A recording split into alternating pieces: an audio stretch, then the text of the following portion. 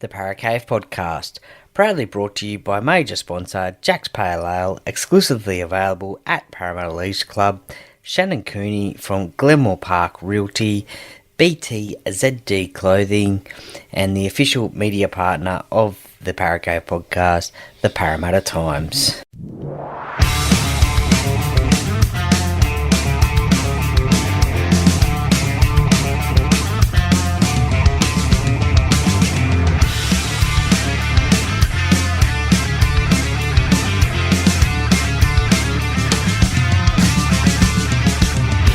Welcome to another episode of the Paracave Podcast. And now over to your host, Troy Warner, broadcasting live from the world-famous Paracave. And yes, hello and welcome back to another episode of the Paracave Podcast. Troy Warner here, and this is the game review podcast, and I apologise that it is a few days later now, as the game was last Friday night. And look, I just had a very busy weekend celebrating birthdays and working, so I just really apologise for this being a couple of days later. However, I am here now, and I will give you my thoughts on the game, the Parramatta Eels versus the Melbourne Storm. And by now, you obviously know that the Melbourne Storm got the victory, 32 points to 14 at Commbank Stadium, in front of a crowd which was posted at 11,082. Now, I did think that was a little bit of a higher figure than what was recorded. I did think, to be honest, my personal opinion was probably about 9,500. I thought it just looked very sort of patchy in a crowd sense. I don't know what it came across like on TV for those who weren't at the game, but certainly one thing that did come into consideration was, I guess, there was only one game played at Commbank Stadium on Friday night. There was no pre-game game, as the first grade was on at 8 o'clock, so there was no pre-game on, so that potentially would have lowered the crowd a little bit as well, but it was a sort of a different sort of little atmosphere there on Friday night. It just, it didn't. I think the Melbourne fans, shout out to them. They did pretty well getting to the game and making some noise. I mean, I guess the way that this team, the Parramatta Eels team, is performing this season, there's not a lot to cheer about, I guess. There was a few moments, I guess, when the tries were scored by the Eels that there was obviously the cheering then. And it's sort of, at the start of the game, I got a little bit of a sense that at the start of the game that the Eels boys were really trying to get this win against the Storm at home for their fans, because it looked like they were turning up. They were having a dig, and look, to use one of Brad Arthur's favourite sayings, the effort was there, I thought, in those early stages. Look, that early try to Jake Tungo after a Sean Lane, I guess you could call it a sort of a basketball pass. That sort of they scored the first try of the game, and in recent weeks, Parramatta certainly hasn't scored the first try, so it sort of looked like they were, going to have a big dig. However, though, unfortunately, the Melbourne Storm scored the next try in the game. It was after a Parramatta mistake. I can't remember who made that mistake, but unfortunately, the ball got shifted out wide to Jack Howarth, who's sort of burst onto the scene a little bit lately, I think. Sort of reminds me of a little bit of Chris Klein from American Pie. If you see a side-by-side shot, have a look. I might even post that one up and get your thoughts on that one. But he got around Dylan Brown and was able to find Grant Anderson, who I thought wouldn't have been playing this week after the injury he suffered last week against the Roosters. But he did line up and he scored the try. That was in the 12th minute and locked the scores up for all. Nick Meaney made the conversion. I thought throughout the whole game, the fifth tackle options from Parramatta were letting them down. I guess without Mitchell Moses there, their kicking game was definitely not the same as if he was there. But I just thought that Parramatta did run the ball a lot on the fifth tackle. They did get caught tackled on the fifth tackle a bit. So I thought, their fifth tackle options probably weren't the right ones. But I guess that's a little bit different without Mitchell Moses being there. Now, I guess throughout this season, when the opposition gets in front, sometimes the heads can get down and it could be a bit of a long day. But, however, Parramatta did score the next try and actually did hit the lead in the game through Sean Russell. Now, it was a great pass from Dylan Brown, who I thought tried really hard throughout the night. He ran a little bit in this game. He actually ran for 25 times for 189 metres. So he was trying. And I thought he had a real dig on Friday night. It was a great pass from Dylan over to Sean Russell, who scored in the corner. And Parramatta did take the lead. Unfortunately, DJ Darcy couldn't make the conversion, and that was 2 conversions that he missed. And unfortunately, they did. Well, fortunately, they did hit the lead 8 points to 6.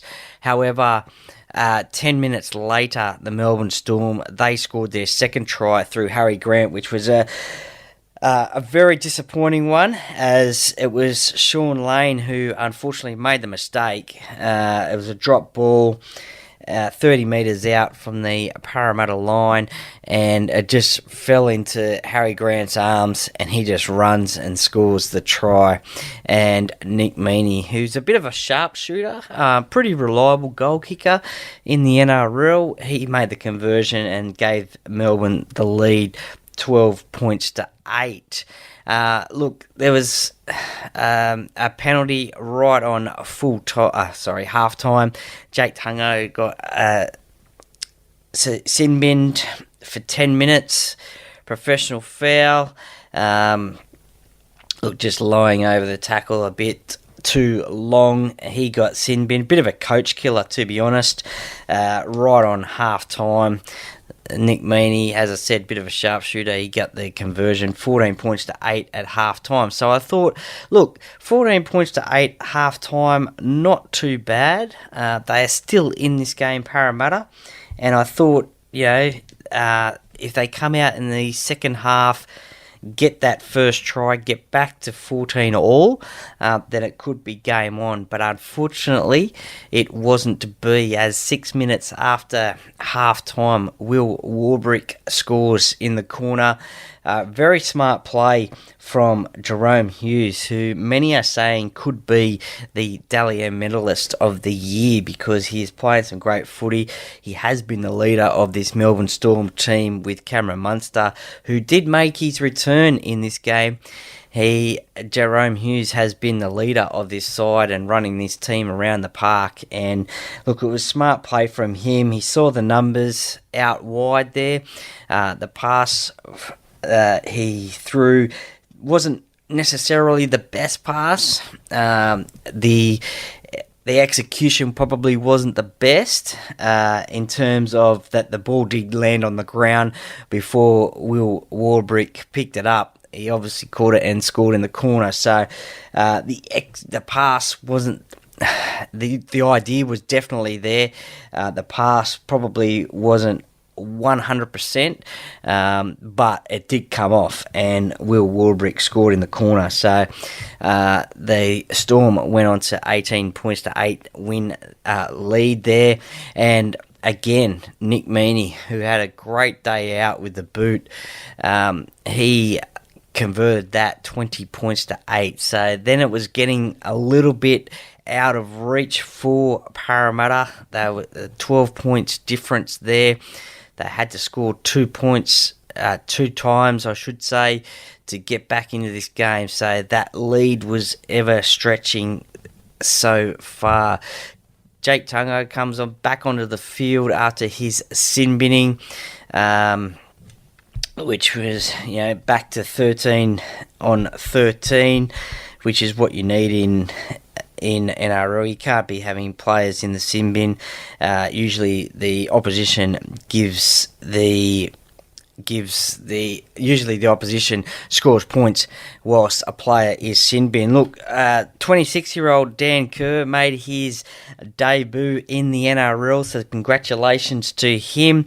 He, I think, becomes the 7th debutant for the Parramatta Eels in season 2024, after Blaze Talangi, Ethan Sanders, Matt Arthur, Jake Tungo, Lorenzo Mulatalo, Charlie Geimer, and now Dan Kerr. So, look, one thing I really did see and really thought that he went to probably one of the players of the match, to be honest. I just think, again, another rookie playing his first game of NRL, really played really well, outshone the other ones. As I mentioned before, Dylan Brown, he was playing pretty well and trying really hard to get this win, but I think also Luca Moretti, he played pretty well as well. So those two there, Dan Kerr and Luca Moretti, could have been my players of the match. But getting back to Dan Kerr, he did a great tackle which forced a line dropout from the Melbourne Storm. And it was a great tackle. And obviously he had a little bit of help as well. I think it was Joe Offahengawi who helped him in the tackle, but forced the Melbourne player back into the in-goal. And where I was sitting, it happened right in front of me. So I actually did see Joe Offahengawi point at Dan Kerr, and it was like, that was your tackle. You did that. Congratulations, your debut. That was you. Just giving him confidence in what he had just done. Just did. So that was great to see from Joe. And that would have given Dan confidence, that is for sure. But that was a great moment. It was even though Parramatta were behind in the score on the scoreboard, it just showed that he was making his debut and he wanted to make a difference whilst he was on the field, and he certainly did that at that point. The next try was Tyrone Wishart from the Melbourne Storm, 58 minutes into the game. Now, this one I thought might have been a little bit of a forward pass from Jerome Hughes to Katoa, who he beat the line, and a good 5'8" was backing up on the middle, and he got the ball and he was backing up and he scored untouched. So, look, maybe that's just the Parramatta in me. Maybe it was just the angle that I saw the replay on, but it certainly looked a bit forward from me. From the crowd, it was a bit of a groan anyway as well at the time, saying that it may have been forward, but however, it wasn't called that. Nick Meaney again makes the conversion. The next try in the game was from Ryan Papenhuyzen. That was only 7 minutes later. And look, I think that Cameron Munster, in his return from a groin injury, which was actually suffered against Parramatta in Magic Round, I do believe. I think that was round 10 or 11, I think, off memory, up there at Suncorp Stadium. So he returned for the first time in a long time, playing in jumper number 20. He was basically drifting across field, just looking for that runner to hit that hole, and he found that runner, and that was Katoa as well. He hit the line and he was able to offload to Ryan Papenhuyzen. Again, like any good fullback will be doing, is backing up his back rowers, because you never know that they can get a offload happening, and this is what happened on that occasion. And Paps went over to score again untouched from the Parramatta defence. So that blew it out to Nick Meaney converted once again. That blew it out to 32 points to 8, which was the final try from the Melbourne Storm. Parramatta, however, did get a consolation try 5 minutes before full time through Sean Russell, who got a double in this game. Bryce Cartwright, he had a little bit of a vision. He created the numbers on the short side, 3-on-2, and basically a little bit of a flick pass to Sean Russell, who scored that try in the corner. And Gutho, who was playing his 200th Eels game. So congratulations to Clint Gutherson playing his 200th Eels game. He converted from basically the sort of, I guess you could say, 5 to 10 metres inside the sideline. So I don't know why he wasn't kicking from the start. Maybe they gave him the last kick because, Arcee was off the field at the time anyway as well. But I don't know why he wasn't the first choice goal kicker, because he has shown in the past that he can kick a good goal, and especially from some difficult spots. So I thought maybe he would have gone into his game as the goal kicker, but potentially next week against the Warriors, that's probably maybe what will happen. So look, that was a final score, 32 points to 14. A difficult night at home in front of their fans, the Eels fans, and just another disappointing loss for the Eels. That was their 14th loss of the season, their 6th loss in a row. And somebody told me on Friday night as well that another sort of record that's not too good, to be honest. It was Parramatta's 4th loss in a row at Commbank Stadium, something that has never happened before as well. So you would like to think that your home ground is a bit of a fortress, but unfortunately this season it hasn't. To a few of the stats in the game, and look, it was 5 tries to 3. As I said before, Nick Meaney, he had 6 from 6 from the boot, 5 conversions, 1 penalty goal. The Eels 1 from 3, so that obviously made a little bit of a difference in the scoreline. Possession-wise, Parramatta had 55%, the Storm had 45%, so Parramatta had more ball, and there was one stat floating around there on Friday night from the game, something like Parramatta had 40 play the balls in their Melbourne 20 to Melbourne 6 or something like that, and was very early on in the game. It was ridiculous, but Parramatta weren't able to convert that into points. Again, the completion rate from the Eels, 79%, the Storm, 77%. 5 more minutes in possession than the Storm. So Parramatta had a lot of opportunity, a lot of ball to score points. Unfortunately, the Melbourne defence held them out. Speaking of defence, tackle-wise, Cartwright with 35, Maddo 34, Brendan Hands with 27, Lane 25, and Kerr with 16, including that forced dropout, which I mentioned before. That was probably my highlight of the game, to be honest, that tackle which forced that dropout. Look, Dan Kerr, he played 34 minutes in his debut game, 8 runs, 74 metres. So I thought he had a really good debut, and as I said, one of probably the player of the match, along with Luca Moretti, in my opinion. Let me know what your opinion was. In terms of running metres, Sean Lane, 18 runs, 145 metres. Ryan Madison, 17 runs, 134 metres. Joe Ofahengawi, 14, 126. I thought Joe Ofahengawi played pretty well as well. There was a few good charges that he made, which were really good.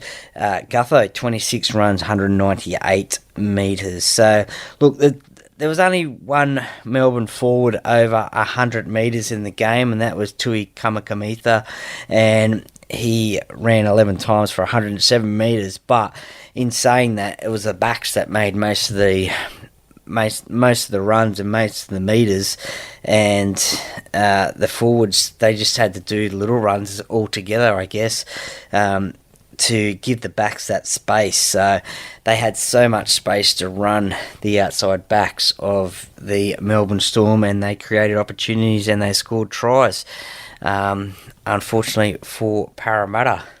And just one thing that I would like to say as well, just looking at the minutes here played by the Eels players on Friday night, and look, it's very concerning, I think anyway, as a fan, that 80 minutes for Sean Lane.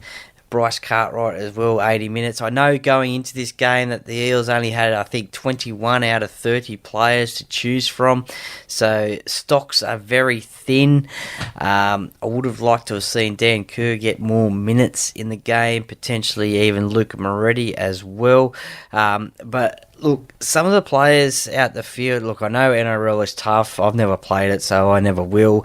So, these guys are tough for playing the NRL. But I think 80 minutes for Sean Lane is probably too much. Now, this isn't bad-mouthing Sean Lane because he's played first grade. I'm not. But I just don't think he's an 80-minute player. I think he needs a break during the game. There was many a times I did see him on the field. You probably might not have seen it on the TV screens, but you definitely see it live at the game. Hands on hips, and it's just not Sean Lane as well. There's other players with hands on hips, so I'm not too sure what's going on with the conditioning down there at Parramatta, but it just seems every week that Sean Lane and other players as well, hands on hips, and this isn't at the end of the game either. This is through the game, sometimes shortly after the start as well. So look, I know NRL is fast, it's physical, but a hands on hips is not something that you want to see from your team. And I think at one stage there I counted about 5 or 6 players with their hands on their hips, so that's definitely not a good sign to show to your opposition, running around with hands on hips. So that's something that you do not want to show the opposition. What does it mean for the NRL after round 21 for these both sides? Well, the Melbourne Storm, they sit pretty on the top of the NRL ladder, 36 points in this competition. They are 4 points in front of the Penrith Panthers, who are chasing them. The Melbourne Storm, they play the St George Illawarra Dragons next week. The Penrith Panthers play the Newcastle Knights. So early predictions, you would expect both of those sides to win those games. So the gap will still maybe stay to 4 points. For the Parramatta Eels, well, thankfully to the bye last week, they sit 2 points in front of the West Tigers. And I say 2 points in front of the West Tigers, but the Tigers have one more bye to come, and that is in round 26 before their game against the Parramatta Eels. So many are saying that will be the game for the wooden spoon. So 2 points in front of the Tigers for now. And the Eels, they take on the New Zealand Warriors over there in New Zealand, which is also a very tough ask to get the win over there. The Warriors, they are on 21 points. I don't think they can make the 8, but they will certainly want to impress their home fans. Probably will be a sellout game again over there in New Zealand. So the Eels have got it tough next week against the Warriors. That game is on Friday night, 6 p.m. The first game on the Friday with the Dolphins and Roosters, the next game up on the Friday. So tough game for the Eels. Unfortunately, their season, it hasn't been the best of seasons, and there's only about 5 games to go for them until 2025, until the Jason Ryles era begins. Thank you very much for listening to my game review. I hope you enjoyed it. Let me know your thoughts on the game. Who was your player of the match? What was your moment of the match? And just let me know what your thoughts were. Let me know your thoughts on what we can do, what Parramatta can do to hopefully finish off the season with a few wins. Going to be tough, as there's some tough games ahead for the Eels.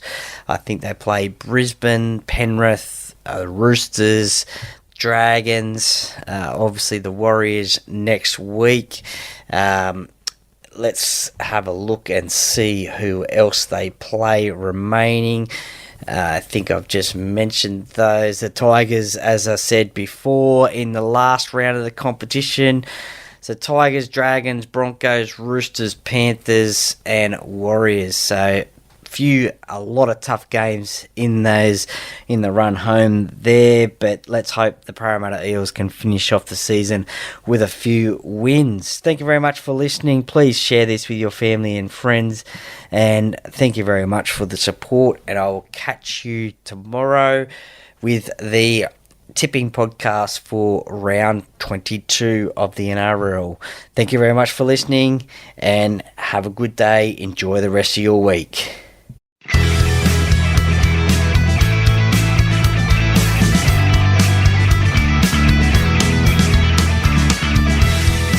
Thank you for listening to another episode of the Paracave Podcast. See you next time.